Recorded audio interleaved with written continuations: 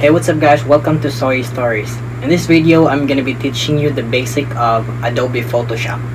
Now, if you're a beginner, I would highly recommend you download and install the application first before proceeding and watching the entire video. For those who have not yet subscribed to my channel, just go ahead and click subscribe and don't forget to click the notification icon so you will be updated for my next video. Alright, so without further ado, let's go ahead and open Photoshop.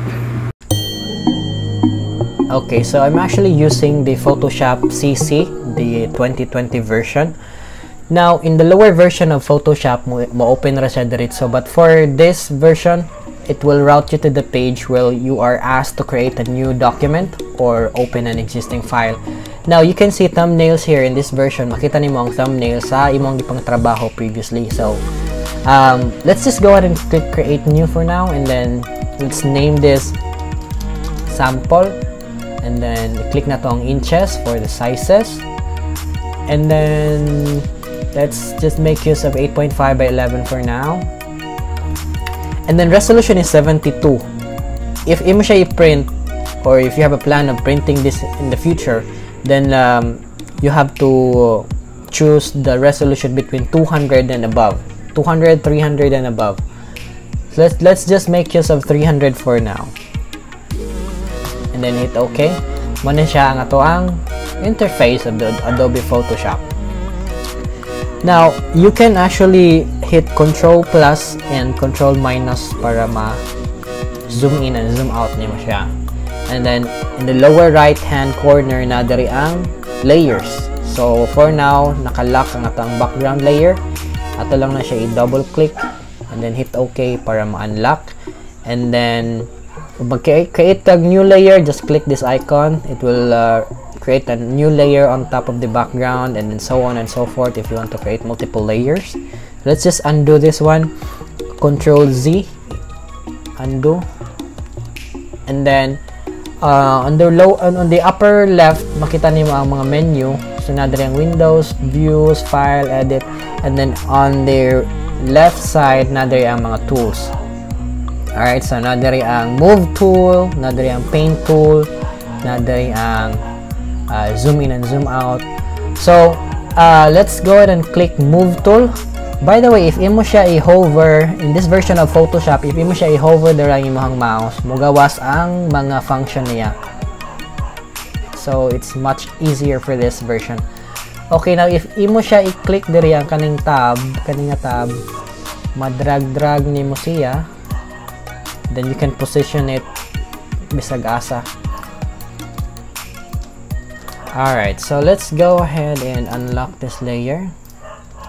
And let's paint this background as, for example, let's make use of a blue background. So, i-paint lang nato siya. I-click na to ang paint icon there, and then i-click ra na to. Then, fill na siya og blue.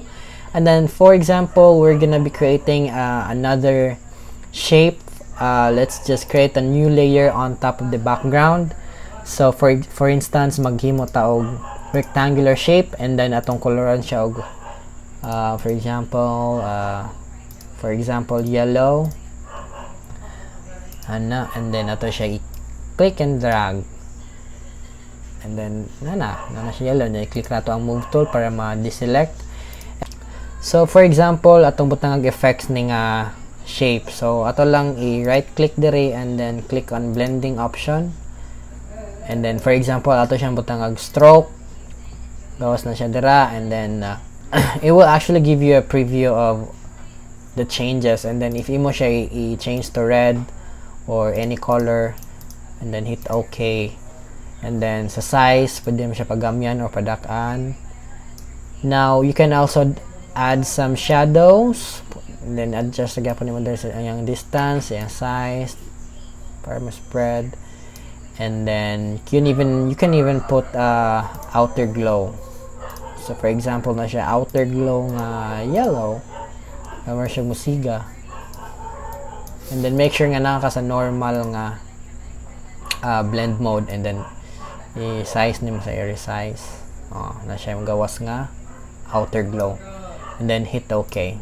So that's how you put effects on any shape nga inyong buhaton. So And then if you want to create a another layer for the text, so let's just press letter T on your keyboard or nadari, click nimo siya, and then there you go. I-click nimo. In this version of Photoshop mo, automatic siya mo gahimo og lorem ipsum, but you can actually just click and highlight and then type ka og kuandre, for example, stories. Yeah, ma-drag nimo siya using the move tool, and then if you want to change the color, i-click lang nimo siya and then highlight and then choose the color here. Let's say black. And then if you want to change the font style, have the option here for the font styles. So muna akong ginagamit sa ako ang vlog. It's the Cervantes. So naka all caps siya, to siyang i-change to lowercase. So muna siya, and then if imo siya i-resize, imo ra siya i-control T, and then ma-resize na nimo siya, and then if you press the shift icon or button, ma-control nimo ang proportion. Alright, so that's how you add text. And right now we're gonna be working with images. So ato sana siya i-close. Let's not just i-delete lang nato i-save. And then mubalik siya sa kaninga page to open a file. So let's click open, and then may tatag ko andre.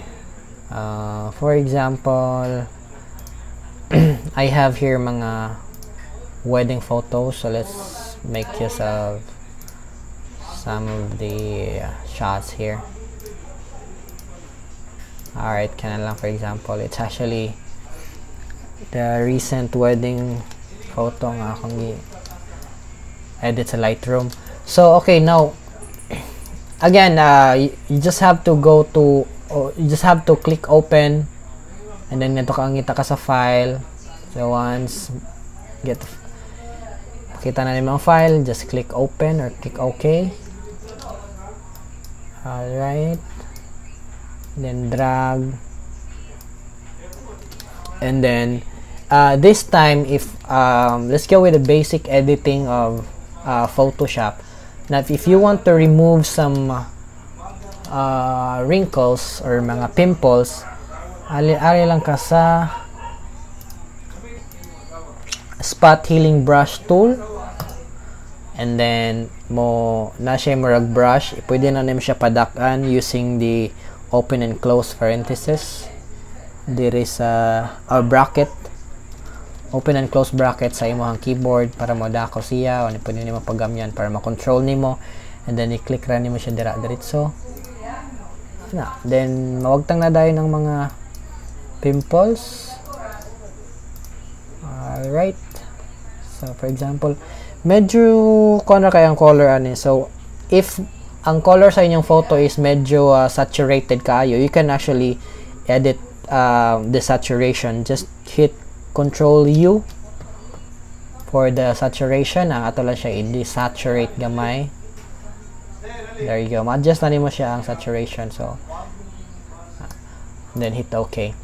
So those are the basic editing. We can actually do liquify para if you want to you know, make some adjustments with the proportion of the face, kana mga kuan na to dra, mga bilbil, mga double chins and everything. Pwede na nimo siya ma-edit using the filter and liquify in Photoshop.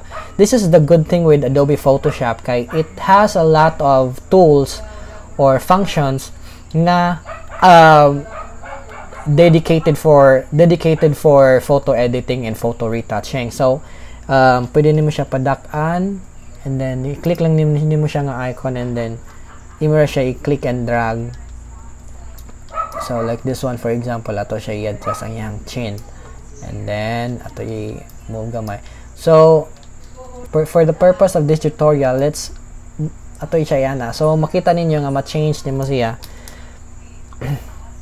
Then pwede nimo ma-adjust dere or ana iyahang bukton if you mo siyang pa slim gamay, and then click OK.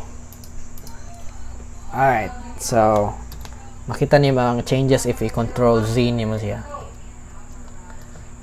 Alright, so that's the basic of Photoshop, and in my next video we're gonna be working on more advanced editing and more advanced designing or graphic designing. Alright, so thank you so much guys for watching, and see you next time. See ya.